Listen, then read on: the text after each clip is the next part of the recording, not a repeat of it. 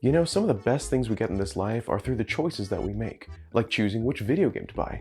Hint, buy a Zelda game. Or choosing who you'd like to lead your country next. Or choosing what pair of wireless earbuds you'd like. Let me offer you a little piece of advice. Choose Raycon. Specifically, their new everyday E25 earbuds. Not only do they come in this cute little charging case that carries 4 complete charges without even having to plug it back in, but they fit so snugly in your ears that they won't fall out even if you're scaling Death Mountain. Their re-engineered noise-isolating, bass-boosting sound quality will keep you jamming even if you're standing beside the noise of Lake Hylia's waterfalls. They even come in some fantastic colors so you can choose to style exactly how you want to. And I don't know if you've noticed, but it's getting pretty close to the end of the year.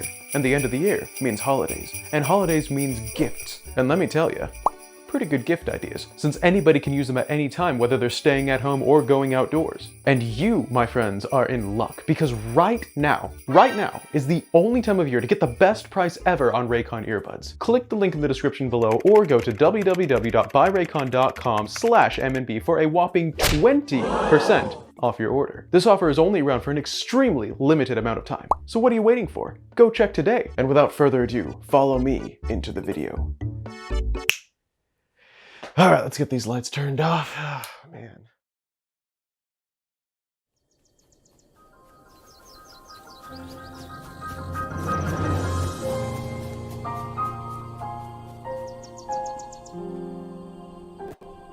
Have you ever stopped to consider just how dark of a game Breath of the Wild really is? I mean, yes, it's got cute puppers running around and Beetle and some genuinely feel-good quests. But if you think about it, aside from the happy-go-lucky content, it's also got everything from little children crying for their mothers that will never return, to potentially demonic forces manipulating life itself, to the biggest one being the entire game built upon the corpses of the heroes who died in battle 100 years ago. As you more than likely are very familiar with by now, the game takes place after a 100-year time lapse from the re-emergence of one Calamity Ganon, who properly wrecked everything when he brought about the second Great Calamity. He took control of the Sheikah technologies that the Hyruleans were hoping to use against him and proceeded to kill not only the vast majority of the residents of Hyrule, but also its king and his chosen champions, Mipha, Daruk, Urbosa, and the Dumb Flying One. And ever since we were pleasantly informed of the new Hyrule Warriors game coming in just a few days that will focus on the events of 100 years ago, I and many other Breath of the Wild fans and theorists have been wondering about whether or not we'll get to witness the champions' deaths, since we know that's what happens before the events of the original game. But all this wondering and speculating and theorizing about what we could see in just a few days when it releases to the public got me wondering about something else regarding their deaths. You see, we see glimpses of what is probably going to be their downfalls in the trailer to Age of Calamity, but what we don't see is really any other deaths at all, including what exactly was responsible for killing them. Of course, veteran players will automatically remember that the 4 different Blight Ganons that were each fought either at the end of the Divine Beast dungeons or before Calamity Ganon himself were responsible for killing the champions, a fact that's backed up by the voices of the champions themselves. But there are some key details that led me to come to some conclusions about the nature of both the Blight Ganons and the champion spirits that I think you'll find very interesting. And it all stems from one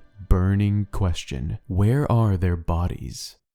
Now, I know what you're probably thinking. Mr. Bandit, you're reading a little too far into this. I mean, they don't have to show dead bodies in a game rated E10 and up, and I agree. However, my argument here is that we should remember how dark the undertones of this game really are, and the fact that they might have actually already shown us the bodies. We just didn't realize that that's what they were at the time. But let me back up and start from the beginning. The first dead person we see is also the first person we see in general, the old man, who is revealed to be none other than the King of Hyrule himself, having died 100 years ago in the second Great Calamity. It is important to note that even though we see the old man literally wearing clothes, starting fires, holding axes, cooking, and many other pretty normal actions for any other living human being, he was still dead the whole time, meaning these spirits in Breath of the Wild can materialize and dematerialize and manipulate the physical world at will while still being, you know, dead. But if this were the case for just any dead individual in the universe of Hyrule, there would be all sorts of these spirits walking around, disappearing and reappearing and moving stuff all over the place. I think it's safe to say that these high spirits, the king and his champions, were a bit special, wouldn't you say? They're clearly not just your average ordinary ghost wandering around with unfinished business looking for whoever ate their french fries without asking. They were powerful individuals who were anchored to this plane of existence for a very specific purpose, or by a very specific being. At the end of the game, we see the 5 spirits ascend and fade away into nothingness after Link and Zelda defeat Ganon, implying their duty was fulfilled and therefore their spirits are no longer lingering on in our realm. But I believe the champion's spirits being tied to their duty of defeating Ganon was not just born out of a sense of duty, but was also a literal bond. You see, when I tried thinking about what all these high spirits had in common with each other that would make them come back as these unique ghosts, my first instinct was to say it was the connection to their divine beasts. However, this doesn't work for the king as he doesn't have a divine beast of his own. Unless you think Hyrule Castle may be a divine beast, like my theory I did with Nintendo Black Crisis that I will link to in the description below. But anyway, the only thing each of these spirits actually all have in common is Ganon, or Ganons,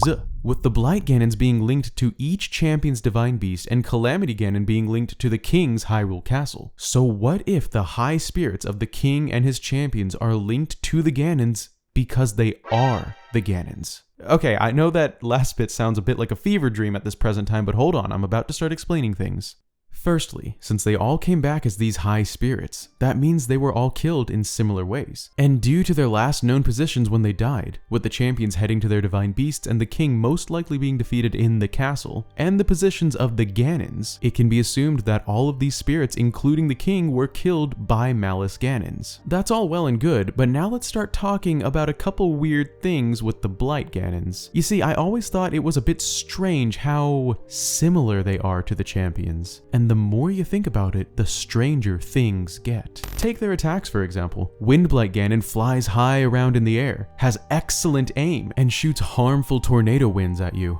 Fire Blight Ganon uses a very familiar looking overshield and swings a giant weapon. Water Blight Ganon fills the room with water and throws spears at you like a Zora. And Thunder Blight Ganon has long hanging hair, zips around with the power of lightning, and fights with a sword and shield combo like a Garuda warrior. There are several questions that come to mind with the fact that these Blight Ganons defeated the champions in combat 100 years ago. Firstly, the champions were all unrivaled fighters that could each easily defeat hordes of monsters by themselves. I know that Hyrule Warriors gameplay is probably not the most canon thing to go by, but if it is even remotely accurate as to the actual power levels of these champions, they were definitely at or near the power level of Link himself, who later defeats the Blight Ganons. Secondly, the Blight's powers, such as Thunder Blight's lightning or Fire Blight's overshield, are clearly copied from the champions they defeated, and those powers are shown to come from the champions themselves, not the divine beasts, as we see that they can each use their abilities outside of the giant machines, meaning the Blights must have gotten them directly from the champions themselves. And thirdly, in a game that focuses on countering elements and finding elemental weaknesses, you really expect to believe that these Blight Ganons used the very same elements that the champions were experts with to defeat them? If anything, you would think Water Blight Ganon was sent to kill Urbosa, or Thunder Blight Ganon was sent to kill Mipha, but we know that what happened is actually the opposite. However, there is one solution that answers all of these questions that I mentioned earlier. What if the Blight Ganons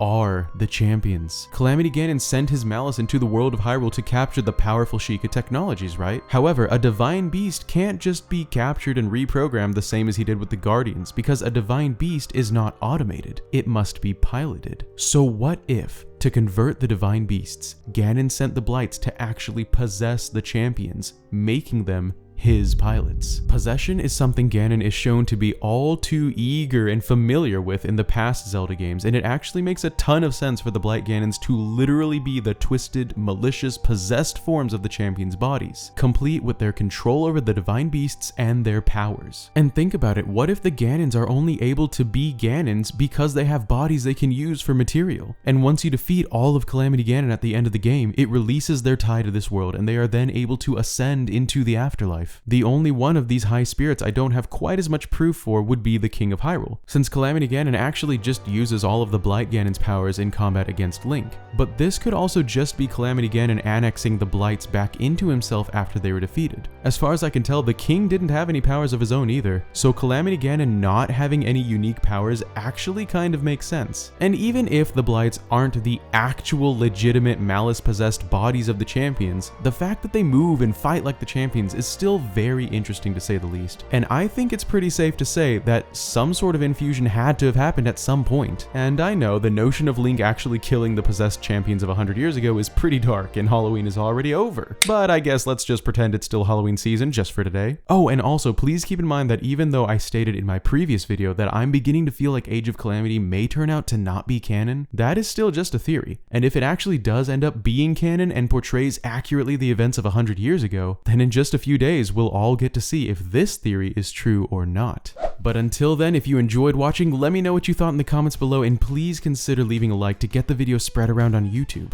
Also, if you would be so kind as to subscribe to the channel for much more juicy Nintendo content to come, I solemnly promise you, you will be glad you did. Thanks so much for watching, and as always, a huge thanks to my supporters for supporting. I have a new face to announce, so please say hello to Musical Lyricist, who recently joined the ranks of my elite over on Patreon. If you're interested in helping me put food on the table and receiving some epic benefits, click that join button located below each video or follow the links in the description below to find out how. Also down there are links to my social media pages, so come keep up with me over on Instagram. That's all I've got for this one, so as always, I will see you next time and hope you have a wonderful rest of your day. This is MaskedNintendoBandit signing out. Peace!